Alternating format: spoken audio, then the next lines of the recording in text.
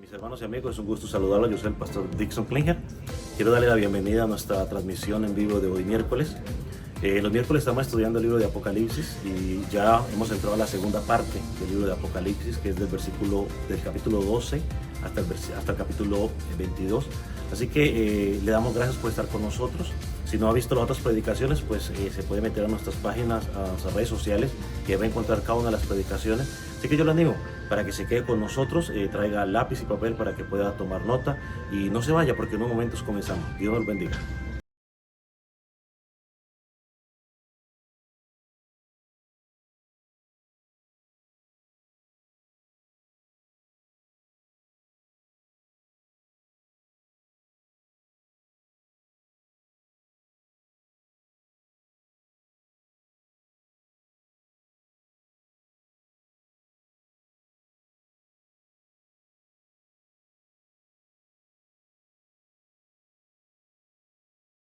Señor, adorado sea su nombre.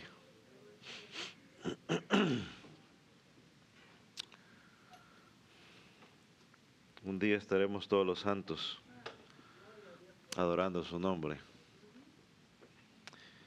Si trajo su Biblia, quiero que vaya al libro de Apocalipsis, capítulo 14.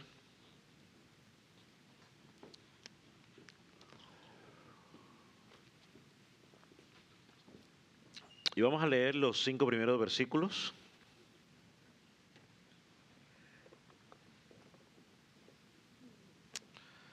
Cinco primeros versículos. Pueden indicar con amén cuando lo tenga, si no lo tiene. Y si ya lo tiene, dice la palabra del Señor de la siguiente manera.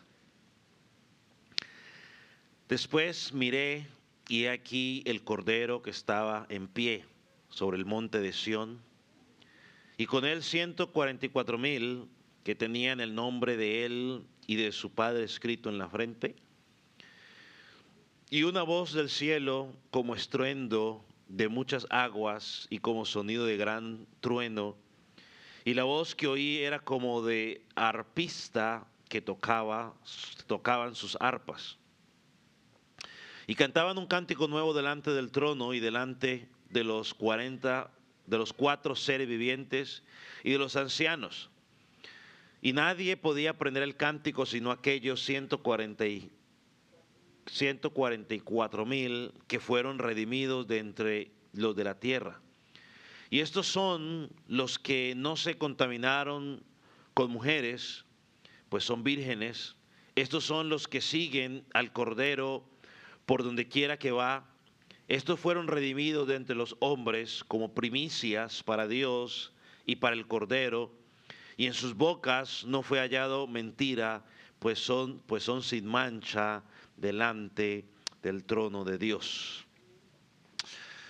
Padre, queremos encomendarnos en tus manos en esta noche, mientras meditamos en tu palabra.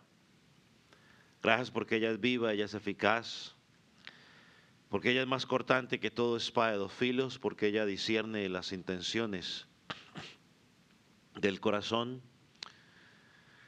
Señor, te pedimos que tú nos puedas confortar con esta palabra, como lo hiciste con los primeros oyentes, y como lo has hecho a lo largo de la historia.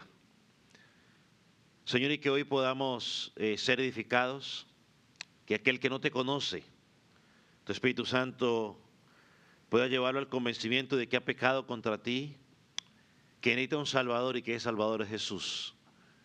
Y que hoy pueda venir a ti pidiendo perdón y arrepentimiento.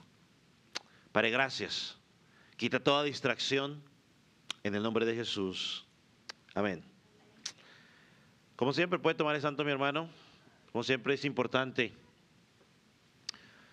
que usted y yo podamos poner atención en la palabra, no solamente para entenderla y creerla, sino también para ponerla por práctica, que podamos mirar cómo practicar lo que aprendemos del Señor en nuestra vida diaria.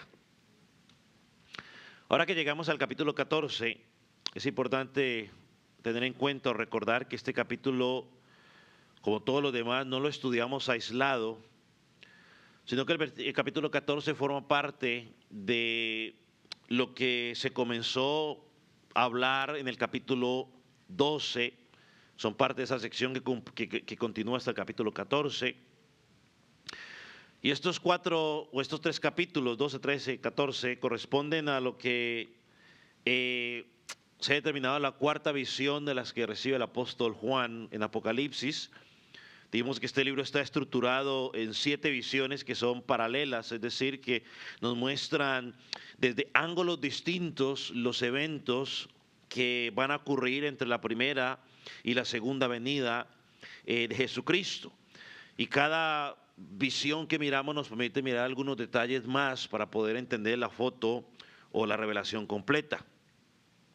Cuando terminamos el capítulo 13, la semana pasada, hemos visto que es bien devastador para el creyente. Porque en el capítulo 13 miramos la realidad de 2 bestias satánicas, una que surge del mar, y dijimos que era el poder político y militar, la otra surge de la tierra, y estudiamos que esta es el poder religioso, económico, filosófico, y que ambas bestias están dirigidas por el dragón o han sido usadas como representantes o instrumentos del dragón para traer persecución a la iglesia, para traer engaño, para traer opresión. Así que esta visión que recibe el apóstol Juan, sin duda cuando los pastores de estas iglesias lo leyeron por primera vez, pudo haber causado alguna impresión o preocupación en ellos, ¿no? Como cuando vemos nosotros alguna noticia que empieza a salir y nos dice, está complicada la cosa. Yo creo que pudo haber pasado, lo mismo pasó con ellos, donde encuentran noticias de hambre, persecución, muerte. Sin embargo,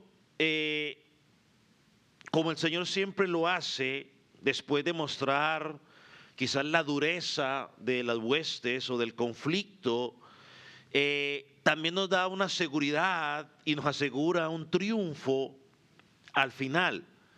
Y eso es lo que pasa aquí en el Apocalipsis capítulo 14, donde se le concede al apóstol Juan una visión de esperanza y de seguridad para los creyentes.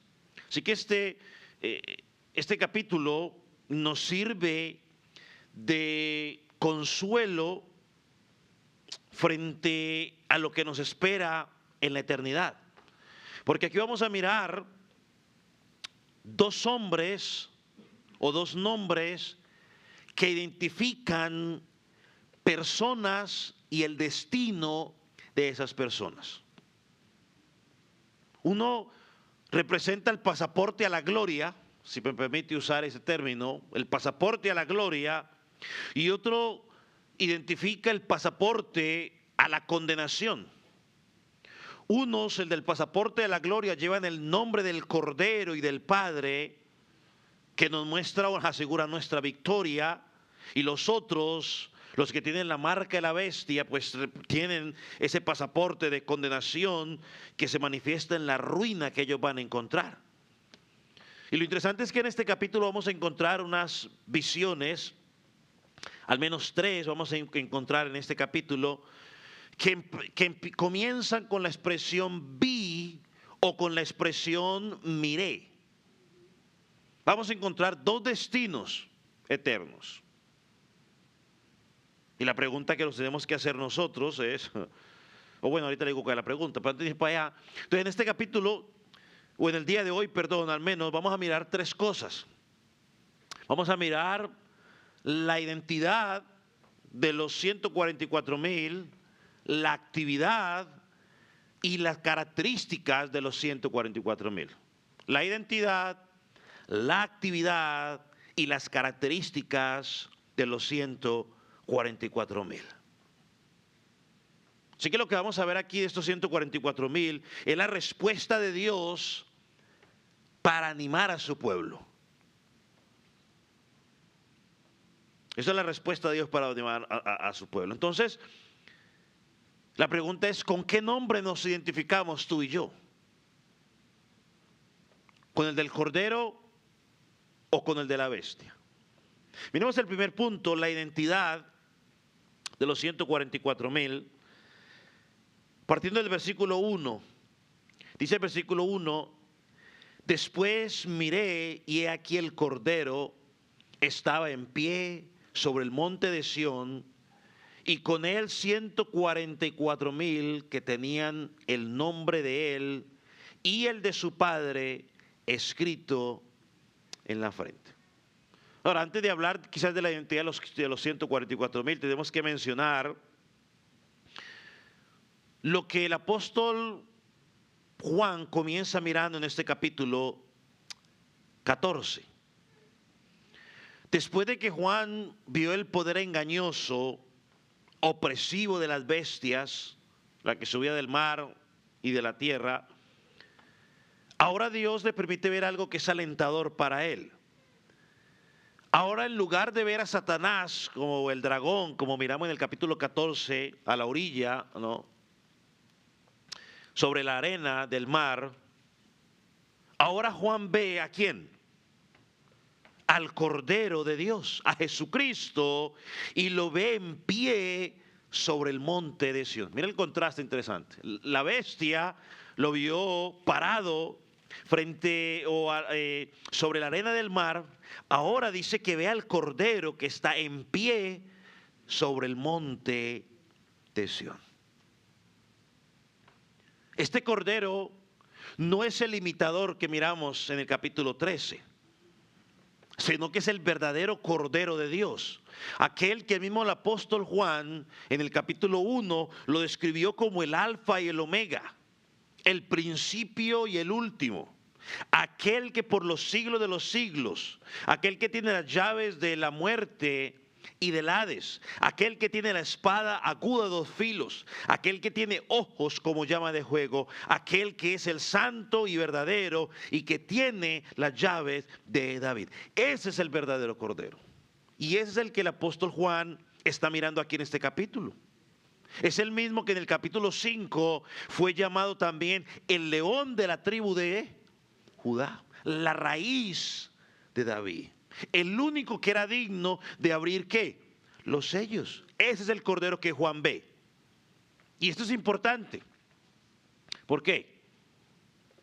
Porque mientras las bestias y el dragón dominan la tierra, el apóstol Juan ve a Cristo firme, reinando desde los cielos. Y Jesucristo, o el Cordero, de pie sobre el monte de Sión, nos recuerda algo importante, mis amados. Cristo siempre está siempre con su pueblo. Nunca nos deja solos. Eso es lo que nos muestra. Cristo siempre está con nosotros, nunca nos deja solos. Sí hay momentos que vamos a pasar por aflicción, pero es necesario pasar por la aflicción. Y eso no significa de que Él nos ha dejado solos. Él está con nosotros. Es más, los mismos creyentes del primer siglo que estaban leyendo esta carta estaban pasando por dificultades, por necesidades. El mismo apóstol Juan estaba en la isla de Pasmos, aislado totalmente, lo habían exiliado. Pero el Señor estaba con ellos, con paso, dirigiendo sus caminos. Entonces nos sirve de motivación a usted y a mí, que aunque Satanás y sus aliados arremeten contra el pueblo de Dios, Jesús nos deja solos y Él nos sostiene. Entonces, dice el pasaje, y con Él, dice el apóstol, con el Cordero, yo Juan, vi a 144,000 que tenían el nombre de Él, o sea, de Cristo y de su Padre, escrito en la frente. Yo creo que esta imagen tiene que recordarnos lo que estudiamos en el capítulo 7, en ese interludio entre la segunda y la tercera visión, donde hablábamos de que el pueblo de Dios era sellado para protección, donde hablábamos que habíamos sido marcados como una propiedad que le pertenecíamos a Dios. Aquí Juan está hablando, el apóstol Juan, de ellos. Ahora, como ya estudiamos en el capítulo 7, este número 144,000, al menos nosotros, o por lo que estamos haciendo, no lo entendemos de una forma literal, sino de una forma simbólica. Para nosotros hoy 144,000 puede ser un número muy pequeño, pero para el apóstol Juan 144,000 en su tiempo era un número ¿qué? Demasiado grande. Entonces no son 144,000 judíos literalmente, como algunos dicen. No es que son 144,000 judíos literalmente. No, entendemos que es todo el pueblo de Dios completo, desde el principio hasta el final de la historia. Todos los creyentes, tanto judíos como gentiles, todos aquellos que han creído en Cristo como Señor y Salvador. De esos es que estamos hablando. Anote algo. Estos 144,000 tienen un rasgo distintivo, una característica distintiva. ¿Cuál es? Dice el texto, tienen el nombre del Cordero y del Padre escrito en su frente. Una vez más, no es algo literal, es algo simbólico, que le pertenecemos a Él. Mientras los seguidores de la bestia reciben su marca para poder vivir cómodamente en el mundo, para ser aceptados dentro del sistema pagano que ellos tienen, los creyentes llevan la marca de Dios, lo que significa de que somos de Él y que por nuestra forma de pensar y de actuar nos identificamos o nos separamos de aquellos que no conocen a Jesucristo. Y no solo eso, como tenemos la marca de Dios, le pertenecemos para siempre. Ninguno de ellos se va a perder. Esta es la marca espiritual que nosotros tenemos, ¿no? El mismo Señor Jesucristo dijo en Juan capítulo 10, mis ovejas, ¿qué? Oyen mi voz, yo las conozco, ellas me siguen, y dice, y yo les doy vida eterna. Y dice, no perecerán jamás, ni nadie los podrá arrebatar de mi mano. Eso es de gran ánimo para los creyentes del primer siglo. Es de gran ánimo para nosotros, después de ver todo lo que estaban sufriendo por culpa de las acechanzas de Satanás y de la bestia o de sus aliados. Ahora el Señor les recuerda, hermanos, les dice, sigan adelante, hijos míos, porque yo estoy con ustedes y nadie les podrá arrebatar lo que son en mí. Ellos le pertenecían a Dios, tú y yo le pertenecemos a Dios, porque hemos sido redimidos, hemos sido comprados con precio de sangre en la cruz del Calvario. Por eso esta visión era para motivar a sus hermanos a mantenerse firmes. Ahora, el Señor Jesús le muestra al apóstol Juan estos 140,000 que no simplemente estaban allá tranquilos en el cielo sin hacer nada, sino que estaban haciendo algo especial. Y este es el segundo punto, donde lo podemos llamar la actividad de estos 144,000. Vamos a mirar la actividad. Dice el versículo 2, lea conmigo una vez más. Y oí una voz del cielo como estruendo de muchas aguas y como sonido de un gran trueno, y la voz que oí era como de arpistas que tocaban su arpa. Versículo 3. Y cantaban un cántico nuevo delante del trono y delante de los 4 seres vivientes y de los ancianos, y nadie podía aprender el cántico sino aquellos 144,000 que fueron redimidos de entre los de la tierra. Aquí notamos que inmediatamente vemos un cambio. Primero vemos que el apóstol Juan vio en el versículo 1, pero ahora aquí en el versículo 2 dice que ya no vio, sino que él oyó. Y mire lo que oyó, dice que describe, mire cómo describe la voz, la describe como estruendo de muchas aguas, como sonido de un gran trueno. Esto tiene que recordarnos algo que ya miramos en Ezequiel capítulo 1, cuando el profeta describe las alas del querubín que sonaban de esa manera, ¿no? Dice que sonaban como un estruendo de muchas aguas, como la voz del Omnipotente. Ya en el capítulo 1, este mismo apóstol Juan nos había dicho que también escuchó la voz de Dios y la describió de la misma manera, como estruendo de muchas aguas. La pregunta es, ¿qué nos quiere comunicar el apóstol Juan al describir la voz celestial de esa forma? Nos está escribiendo algo impresionante, algo sobreacogedor. Ahora imaginémonos por un momento, quizás el sonido que hemos visto en la televisión o los que han tenido la oportunidad de estar en algún lugar de esos, cuando las cataratas o el agua cae con fuerza desde la altura a la peña, ¿no? O a la roca, y el sonido que hace. O cuando escuchamos los truenos y relámpagos, ¿no? Últimamente hemos estado escuchando algunos de ahí que son potentes. Dice un comentarista que todo eso queda pequeño o queda insignificante a lo que el autor nos está presentando aquí en este pasaje. Dice que presenta los artistas o arpistas, no digo artistas porque hacen arte, ¿no? Pero ahí dice arpistas, es decir, los que tocan las arpas. Y, bueno, quizás no sabemos mucho, pero el arpa, ¿no? Es un instrumento suave, bello, y lo ponen ahí. Cuando quieren poner así algo así como medio romántico, celestial, entonces ponen la arpita ahí, y creo que muchos de nosotros hemos visto supuestamente angelitos, ¿no? Con arpa, ¿no? Ya es la imaginación de los hombres. Pero era una voz que no solamente asombraba por el poder o el efecto que producía, sino por el deleite de lo que estaba diciendo, si lo podemos llamar de esa manera. ¿Qué era lo que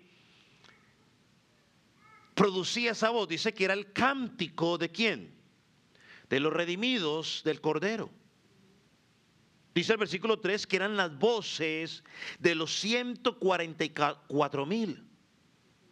Es decir, todos los que han sido redimidos estaban adorando al Cordero.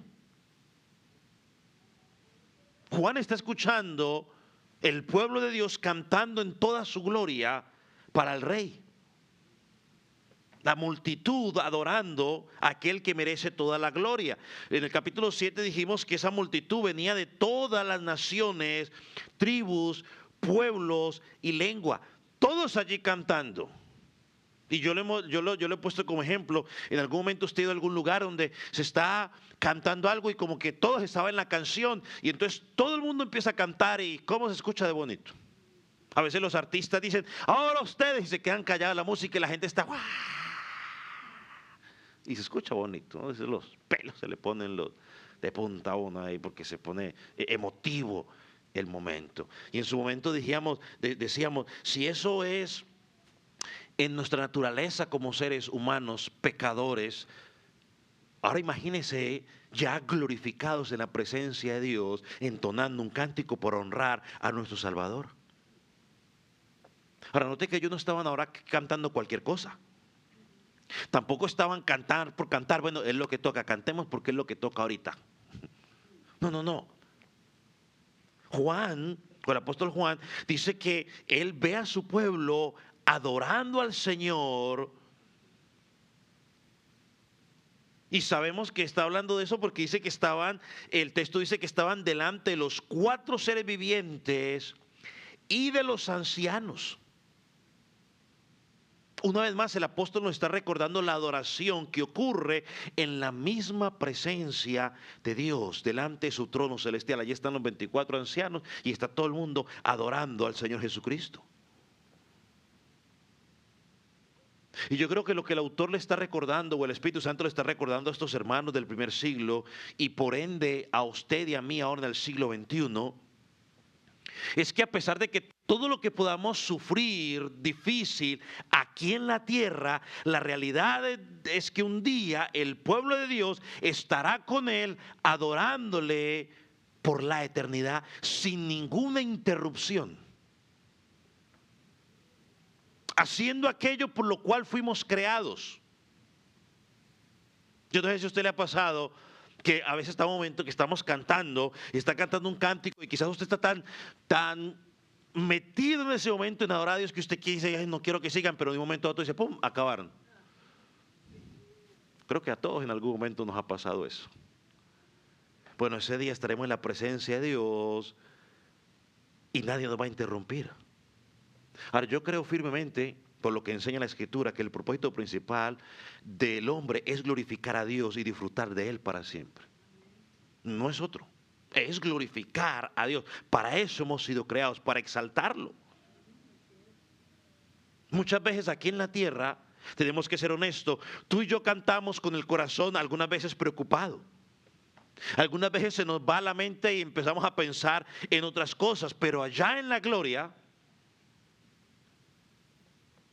no habrá nada que nos distraiga de la adoración perfecta a nuestro Dios. Un día lo adoraremos cara a cara, en su misma presencia. Hoy sabemos que Dios está con nosotros espiritualmente. Él prometió que Él estaba en medio de su pueblo y cada vez que nos reunimos a adorar su nombre, a exaltar su nombre, yo creo que Él está aquí. Él no necesita mover, no sé, algo para que yo crea ni que yo sienta algo. No, Él está presente si le estamos adorando. Él lo prometió. Pero ese día lo veremos con nuestros ojos espirituales. Su presencia perfecta estará allí. Ahora, ¿qué es lo que Juan escucha en esta visión? Dice que estaban cantando ¿un qué? Un cántico nuevo. Dice, cantaban un cántico nuevo. En la Biblia el cántico nuevo siempre representa alabanza a Dios, ya sea por su poder, ya sea por sus victorias o por las grandes obras que ha hecho por su pueblo. Por ejemplo, en el Salmo capítulo 33, invita a los justos a cantar un cántico nuevo al Señor porque Él es creador. En el Salmo 40, David canta un cántico nuevo porque Dios lo libró de sus enemigos. Isaías también habla de levantar un cántico nuevo que Israel entonará por la salvación que Dios trae. Entonces uno me podía preguntar, bueno, ¿y ese cántico nuevo que está hablando aquí qué es? ¿Será un himno que se inventan allá en el cielo?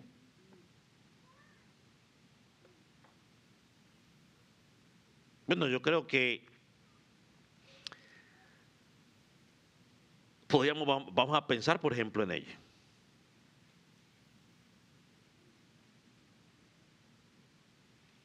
No es que sea un cántico que se va a aprender allá, yo creo que se entiende mejor. Es nuevo porque por fin vamos a experimentar la salvación en todo su esplendor. Lo que aquí conocemos o experimentamos por fe, allá será ya una realidad completa. Aquí, yo lo he enseñado a ustedes, somos salvos, estamos siendo salvados, pero allá nuestra salvación será completada. Entonces yo creo que es un cántico de redención de estos 4,000. Porque aquí, por ejemplo, nosotros el domingo estábamos cantando cuán hermoso su nombre es. Cuán hermoso su nombre es, el nombre de Jesús, mi Rey, y todo lo demás. Bueno, hoy lo cantamos con gozo, hoy lo cantamos con esperanza desde aquí, desde la tierra. Pero cuando lleguemos allá, ese cántico no será una expresión de fe. ¿Será qué? Una realidad. Cara a cara celebraremos. Cara a cara veremos a nuestro Rey, su hermosura. Y por fin podremos decir ahora sí, con toda la plenitud, cuán hermoso su nombre es. No como una afirmación futura, sino como una realidad que estamos viviendo y experimentando y adorando en el momento. Su nombre es hermoso. Hemos también cantado muchas veces, las aflicciones de este mundo jamás se comparan con la gloria que ha de venir. Romanos 8:18. Pero aquí en la tierra seguimos peleando con batallas. Muchos de nosotros hemos estado cantando esa alabanza, Señor. Las aflicciones de este mundo jamás se comparan mientras en ese momento estás enfermo. Tienes un dolor de cabeza que no te aguanta, o cualquier otra enfermedad, o tienes un conflicto en el trabajo que sabes que está complicado, o tienes un problema con tus hijos, o con tu cónyuge, o con tus papás, o con tu vecino. Sigues peleando eso allí. Sigues teniendo esa lucha, pero estás cantando, Señor, las aflicciones de este mundo jamás se comparan con la gloria que ha de venir. Pero cuando llegue allá, lo podrá experimentar en toda la plenitud. Hoy, por ejemplo, hoy estábamos cantando al estar en la presencia de tu divinidad, al contemplar la hermosura de tu santidad, mi espíritu se alegra en tu majestad, te adoro a ti, te adoro. Y sigue cantando. Aquí lo cantamos con ese anhelo, con ese deseo, con ese momento donde yo estaba ahí y sigamos cantándolo. Pero dije, me toca ir a predicar. Sigamos cantándolo, yo quería, sigamos cantándolo. Hermano, pero ese día lo cantaremos en el trono de Dios, ya no con este cuerpo, sino con un cuerpo glorificado. Con nuestros ojos realmente contemplando la hermosura, sin ningún velo, sin ningún pecado que nos permita ver y entender cuán realmente hermoso es Él. Ya no va a haber distracciones. Lo adoraremos ahí sí con todo nuestro ser. Ya no será solamente una canción que hay que cantar en la iglesia antes de empezar la predicación, sino que será un himno de victoria de los redimidos frente a la majestad del Dios vivo y verdadero. Hermano, lo que hoy cantamos quizás con lágrimas, con alguna dificultad que nos esté molestando, ese día lo cantaremos con un gozo perfecto.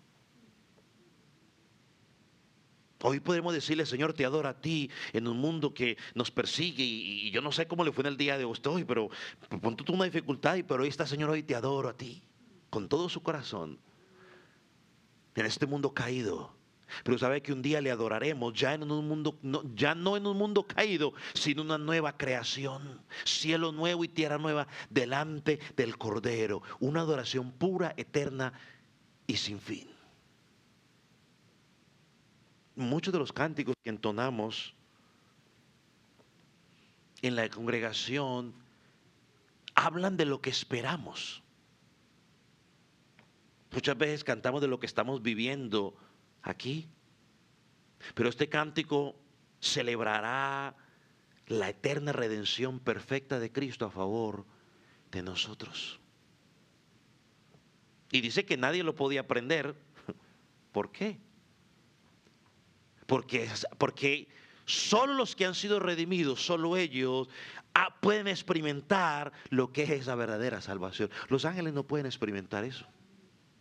¿Por qué? Primero, porque los ángeles nunca han pecado. Segundo, porque nunca han sido perdonados. Porque los que pecaron, ¿van a ser perdonados? No.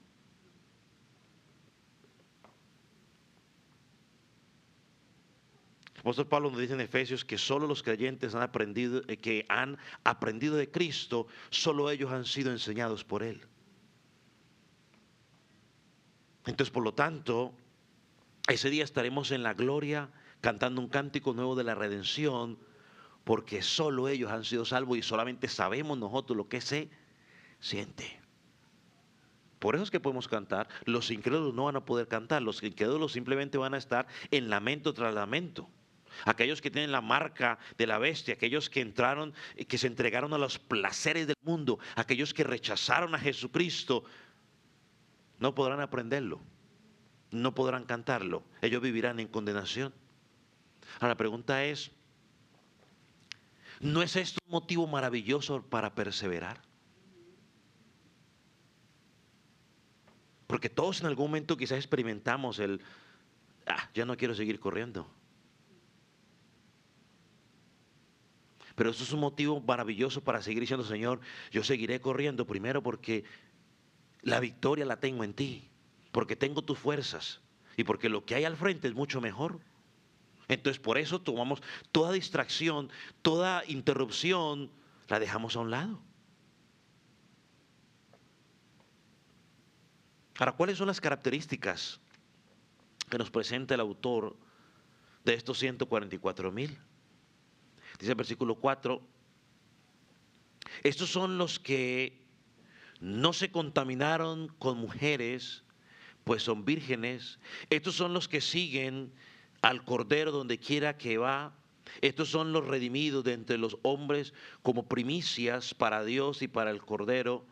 Y en su boca no se halló mentira, pues son sin mancha delante del trono de Dios.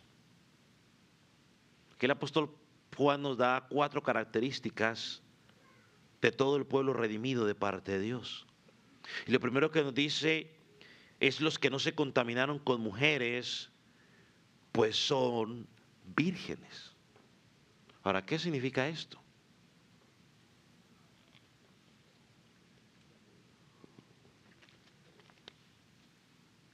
Algunos intérpretes creen que estos 144,000 pues simplemente son hombres judíos, vírgenes en el sentido literal, que predican el evangelio después de que Jesucristo saque la iglesia y se queden aquí los que se quedaron por 7 o 3 años y medio, no sé, durante la tribulación. Algunos lo interpretan de esa manera, pero nos daría algunos problemas interpretarlo de esa manera.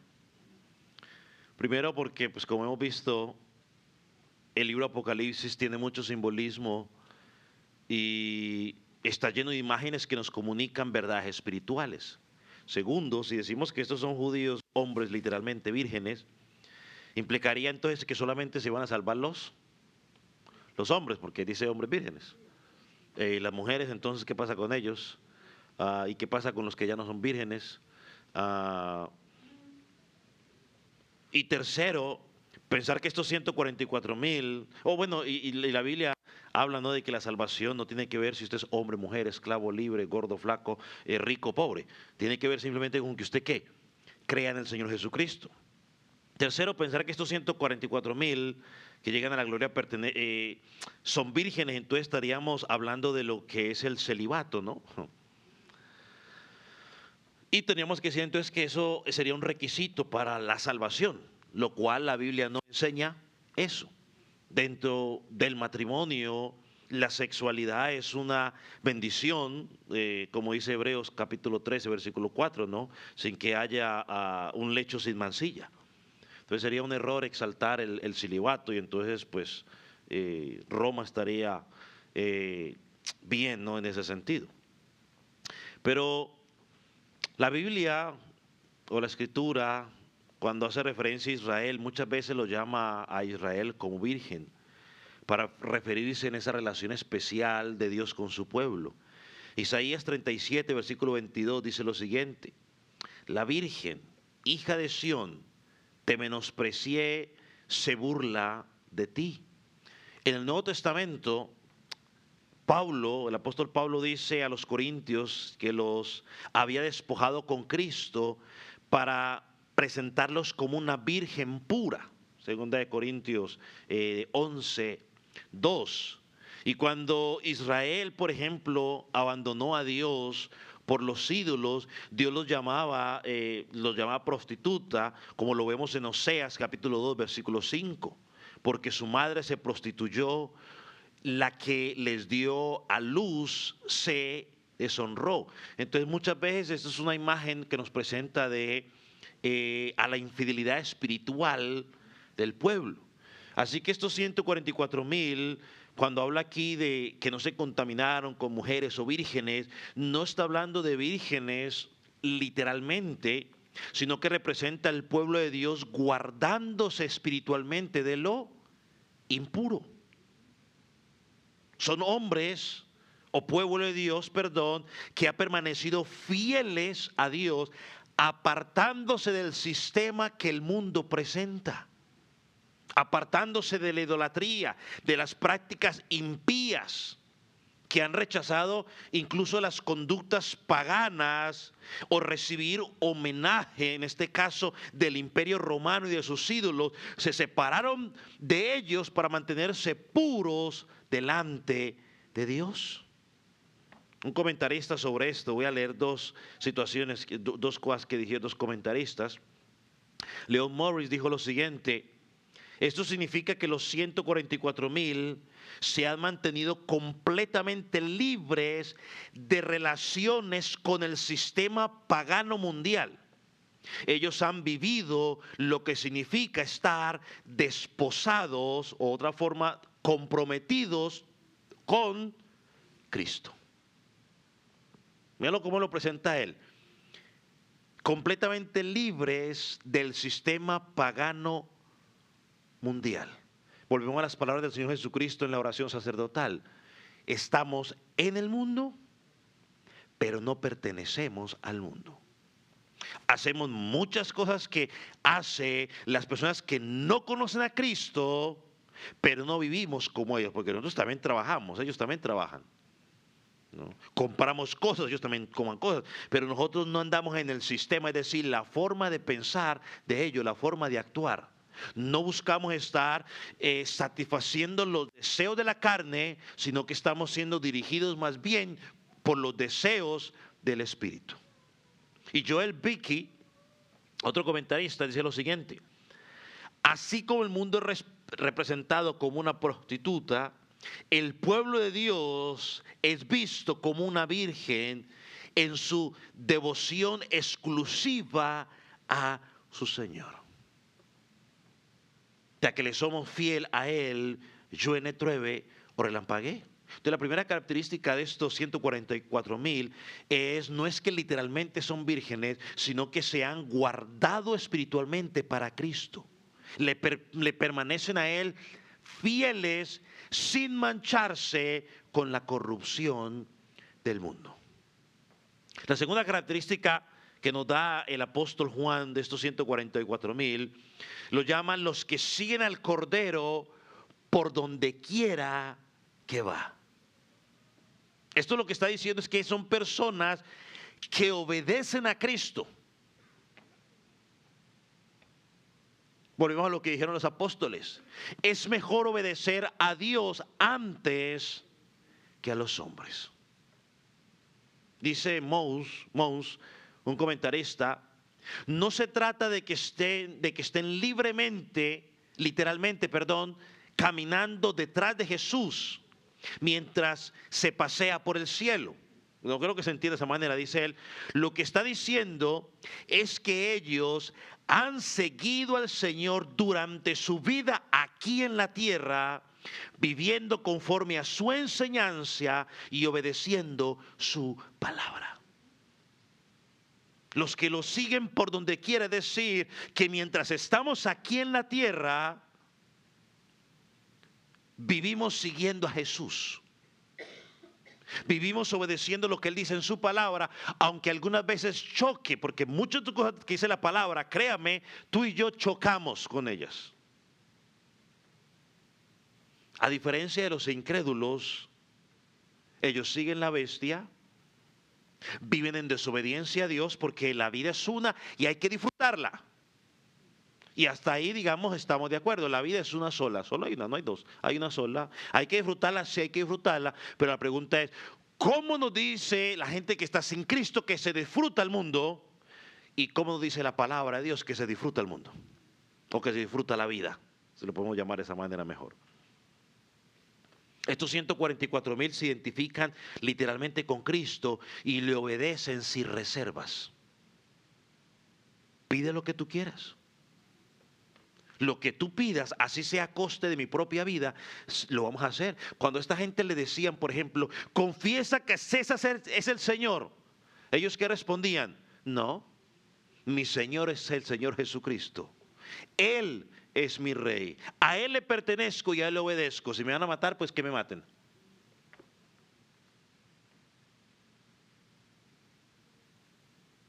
Leí en noticias, estoy tratando de pensarla, porque parece que salió ahorita en estos poquitos días. Y el que lo puso, un pastor decía, bienvenidos al nuevo. Pero habla lo que yo estaba hablando hace poquitos, y por eso me acordé. Porque a este pastor lo corrieron de donde estaba trabajando porque se negó a llamar a una persona con los nombres esos que se llaman ellos binarios o no sé qué cosa. Dijo, no, hombre o mujer. Y para mí esa persona es un hombre, o era mujer, no me acuerdo cuál de los dos era. Y lo hicieron votar, era un pastor que trabaja en algún lado. Lo que veníamos hablando. Y eso se va empeorando. No, Jesucristo es el Señor. A Él le pertenezco, a Él le obedezco y hagan lo que digan. Estos que dice aquí, que los identifica, que siguen al Cordero donde quiera que van. ¿No le recuerda esto Juan 10:10? Juan 10, perdón, no 10:10, sino Juan 10. Donde dice, mis ovejas, ¿qué dice? Oyen mi voz y ¿qué pasa? Me siguen. Y no es literalmente la voz del pastor Clija, no, es la voz de Él. Y si usted es hijo de Él, si es su oveja, usted escucha la voz de su pastor Cristo a través ya sea del pastor general de la iglesia o el hermano de la escuela dominical o la hermana de la escuela dominical o la maestra de la escuela dominical. Y usted dice, oh sí, esa es la voz de Dios a través de ese hermano, yo la voy a seguir. Dice, esos son los que imitan a Cristo. Son los que han tomado su cruz y le siguen, se niegan a ellos mismos para vivir en obediencia a su maestro. Esa es la marca del verdadero discípulo de Cristo. Es aquel, no es simplemente aquel que dice soy cristiano. Hermanos, cualquiera dice que es cristiano. Mi vecino en Colombia decía, no, yo soy cristiano, porque para ellos cristiano era sinónimo de ser un ser humano. No, es aquel que se ha sometido a Cristo en humillación y voluntariamente. Escucha lo que Él dice y le obedece. La tercera característica acerca de estos 144,000 dice que estos fueron redimidos de entre los hombres como primicias para Dios y para el Cordero. En el Antiguo Testamento se había ordenado las primicias de los frutos de la tierra en el Antiguo Testamento. Y que eran ofrecidas, eran dedicadas a Dios como una señal de que todo le pertenecía a Él. Lo que hacen hoy, mis amados hermanos, en algunos lugares dista mucho de lo que la Escritura enseña. Así que estos 144,000 son vistos como las primicias de Dios, los primeros frutos, separados y dedicados exclusivamente para Él. Dios, iglesia, nos ha redimido, nos ha comprado, nos ha sacado de entre los hombres. Déjeme leerle una parte de un versículo que estaban los hermanos estudiando y alguien lo trajo a colación y me pareció interesante. Juan 17, versículo 6, no lo tienen ustedes ahí, pero ahorita viene a mi mente. Dice versículo 6, he manifestado tu nombre a los hombres que del mundo me diste. Tuyos eran los que me diste, o sea, los que apartaste para mí. Hermano, Dios nos redimió y nos apartó para Él. Somos su posesión especial. Sí, estamos aquí, pero hemos sido apartados para Él. Eso es lo que el profeta Jeremías dijo de Israel. Vaya a Jeremías capítulo 2, versículos 2 y 3.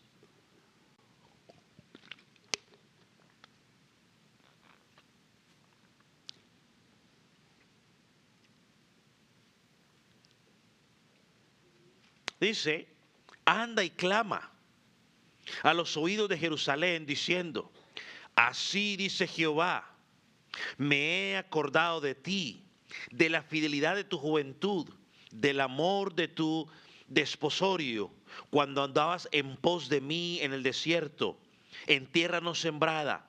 Santo era Israel a Jehová, primicias de sus nuevos frutos.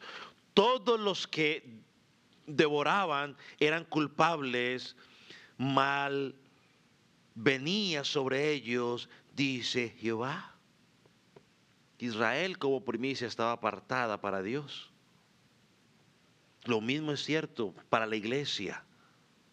De entre todas las naciones, Dios llama a un pueblo santo para Él. Y eso es lo que vemos en la palabra iglesia, ¿no? Que viene del griego eclesía, que significa llamados fuera. Tú y yo hemos sido llamados fuera. Nos llamó fuera del sistema del mundo, para ser su pueblo. Nos sacó fuera de ese sistema de corrupción, de idolatría, para que adoráramos exclusivamente al único Dios verdadero. La cuarta característica que presenta el apóstol Juan aquí está en el versículo 5, que la podríamos llamar, ¿cómo que la puse? En estos 144,000 no se encontró mentira. Mira lo que dice: y en sus bocas no fue hallada mentira, pues son sin mancha delante del trono de Dios. Ahora, aquí hay un detalle importante, lo voy a mencionar, porque si alguien está leyendo en otra versión, ya lo está leyendo, bueno, pastor, pero ¿qué pasó? Quizás algunos tengan otra versión. Pero la última frase que encontramos en la Reina Valera, que dice delante del trono de Dios, no aparece en los manuscritos griegos más antiguos y confiables del Nuevo Testamento. Esta frase, según los estudiosos, fue añadida por Erasmo en el siglo XVI, no porque la haya encontrado en los textos, sino porque simplemente parece que lo vieron en la Vulgata latina, ¿no? Y querían armonizar un poco con lo que estaba diciendo. Pero en realidad otras traducciones como la Biblia de la América, la Nueva Traducción Viviente, el lenguaje actual, aún la Biblia amplificada en inglés, omiten esa frase porque no está. Así que el texto debería sonar: y en sus bocas no fue hallada mentira, pues son sin mancha. O sea que el pueblo de Dios no solamente se caracteriza por ser fiel, por ser apartado del mundo, por obedecer al Dios verdadero, por ser su posesión especial, sino que su vida es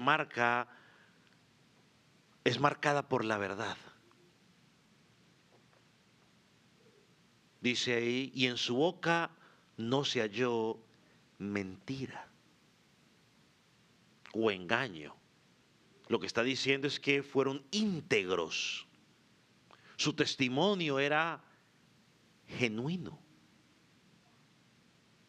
A diferencia de los incrédulos que viven en la mentira, porque hay mentiras piadosas, hay otras mentiras que son necesarias, porque tienen que decir, porque son necesarias para causar un mejor bien, ¿no? Entonces tengo que decirlo para causar un mejor bien.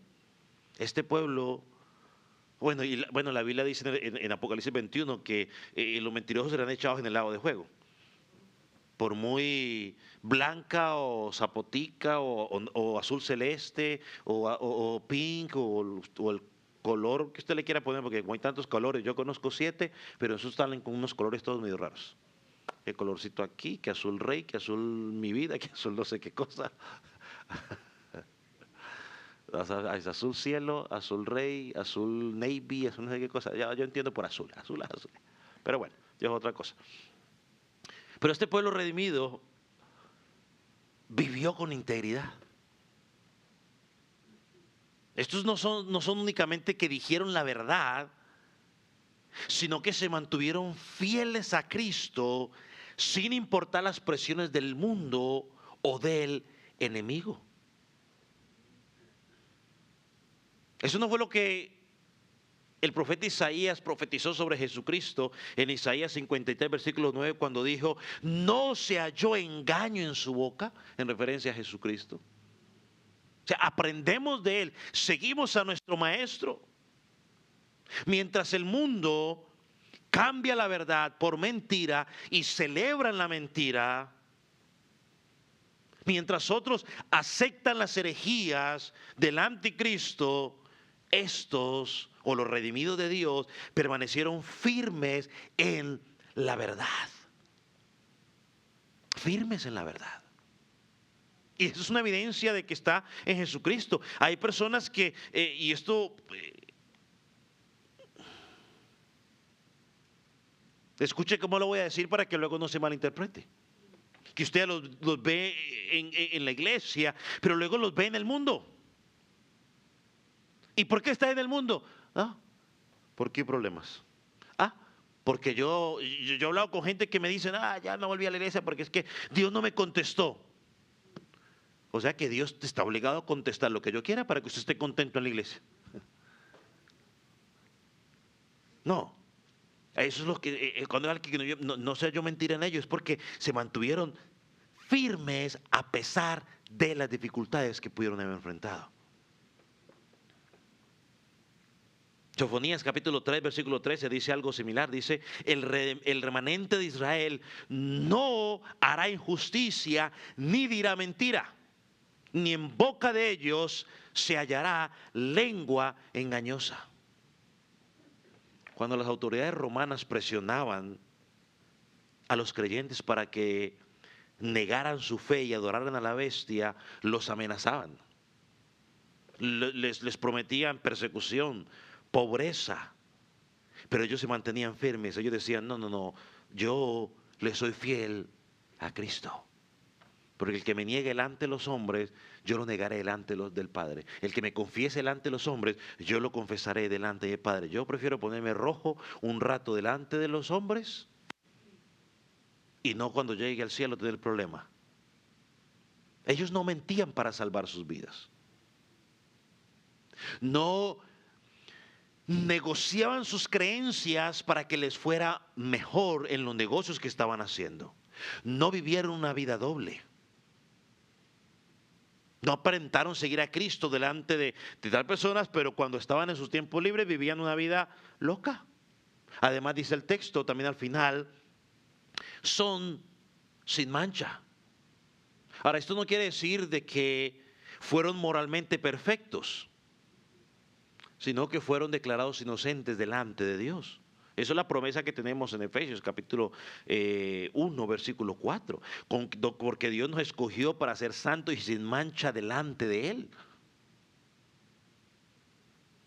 Filipenses 1:15 nos dice que nos presentó irreprensibles y sencillos hijos de Dios en medio de un mundo que torcido. ¿Pero por qué nos dice que somos sin mancha?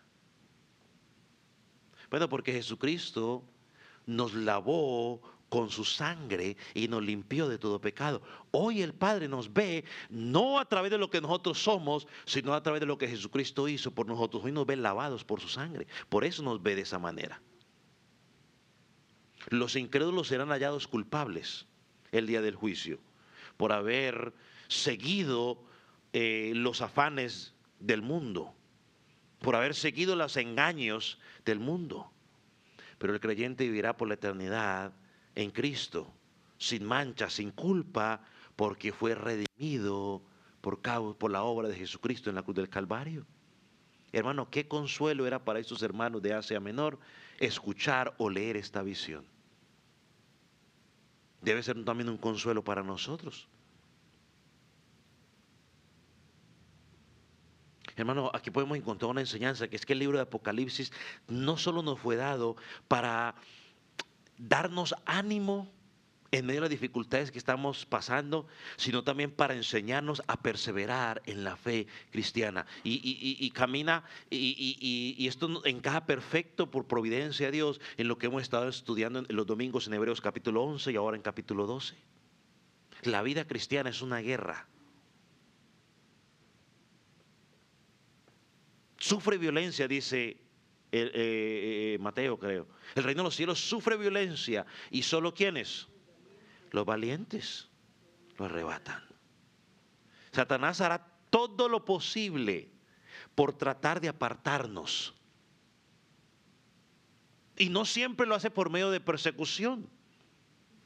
Muchas veces lo hace por medio del engaño, ya lo hemos hablado. Otras veces lo hace por medio de la seducción que el mundo. Muchas veces nos dice, no, tú te mereces algo mejor. ¿Qué necesidad de estar ahí? Tú te mereces algo mejor. Ven, busca estos placeres aquí. No, no te esfuerces tanto. ¿Qué cuento de hacer esto, esto y lo otro? No, no, eso. Tú con tal de que digas que eres cristiano, ya lo hiciste. No trató de seducir a Jesús. Hizo todo lo posible. Desde antes que naciera. Desde antes que fuera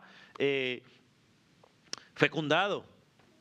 En el embarazo, cuando nació. En todo momento trató de hacer, de que desistiera de lo que tenía que hacer. Ahora, ¿cómo logramos mantenernos firmes? Bueno, pues el domingo vamos a hablar de eso. Fijando nuestros ojos en Jesús, no en las circunstancias presentes. Fijar los ojos en la esperanza futura que tenemos en Cristo, no en las circunstancias del presente, del momento.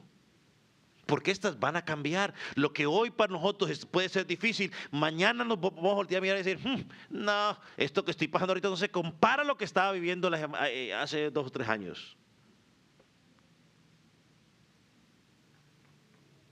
Es un llamado a seguir perseverando.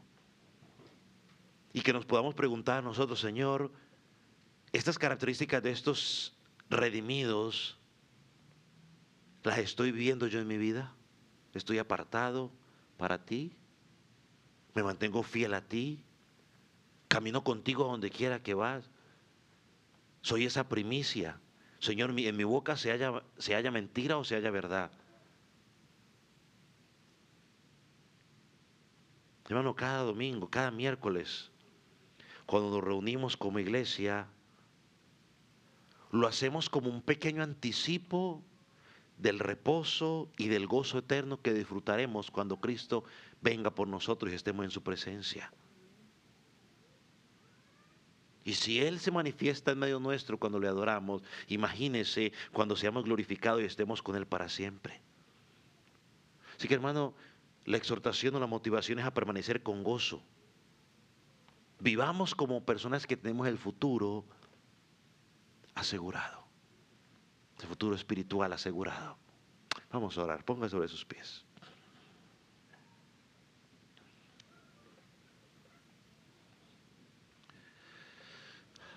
Padre Celestial, te damos gracias. Señor, por estas verdades que nos permites leer, estudiar, que son de consuelo, ánimo para nuestras vidas. Señor, no sé quiénes de mis hermanos quizás estén pasando por aflicciones, cualquiera que sean, tribulaciones, cualquiera que sea. Padre, ayúdanos a no enfocarnos en esas tribulaciones o aflicciones que estamos pasando, sino enfocarnos en ti, en lo que tú has puesto delante de nosotros. Señor, en que tú has peleado por nosotros y que hoy en Cristo somos sin mancha. Y que tú cada día sigues trabajando nosotros para presentarnos delante del Padre limpios. Señor, enséñanos cada día a perseverar. Cuando el desánimo venga, cuando las voces extrañas vengan y nos quieran hacer volver atrás, nos quieran llevar a desviar nuestra atención de lo importante, Señor, tu Espíritu Santo pueda trabajar en nuestras vidas y seguir mirándote a ti, mirando el futuro que tenemos en ti. Señor, si hay alguien que no te conoce en esta noche, oramos por él para que tu Espíritu Santo lo convenza de pecado, de justicia, de juicio. Para que tu Espíritu Santo hoy le conceda el arrepentimiento, el creer, y hoy pueda encontrar vida eterna en Cristo Jesús. Padre, gracias. En el nombre de Jesús. Amén.